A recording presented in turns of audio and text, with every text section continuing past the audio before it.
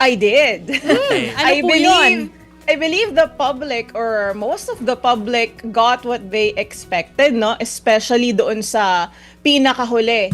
Although talagang tinest ang ating pasensya. For the And I mahaba. also praise Presiding Officer Cheese Escudero and Attorney Ligutan for their patience sa pagtatanong dito kay Miss Acosta. Okay, Attorney Jen, was it a gotcha moment na matatawag? Kasi alam natin na hostile witness eh. Para alam natin na malabong may makuha yung prosek sa kanya kung hindi ipipilit. Pero kayo na parang swabe nasabi yung kung sino yung nagbigay ng permiso to use the fund.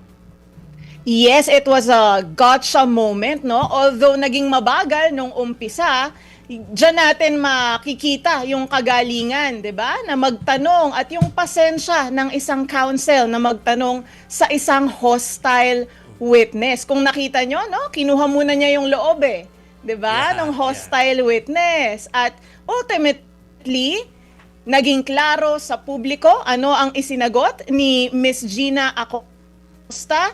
May utos sa taas kung bakit niya ibinigay kay Colonel Lachica ang naturang daang-daang milyong piso at nung tinanong siya kung sino yung tao na nasa taas, yun daw ay ang kanyang head of agency who is Vice President Sara Duterte. So, if ever na matatagpuan na liable or hindi talaga tama ang naging paggamit ng naturang confidential funds, wala na sigurong question kung liable ba or accountable ang Vice President kasi mismong ang kanyang SDO ang nagsabi na ito ay utos ng Vice Presidente.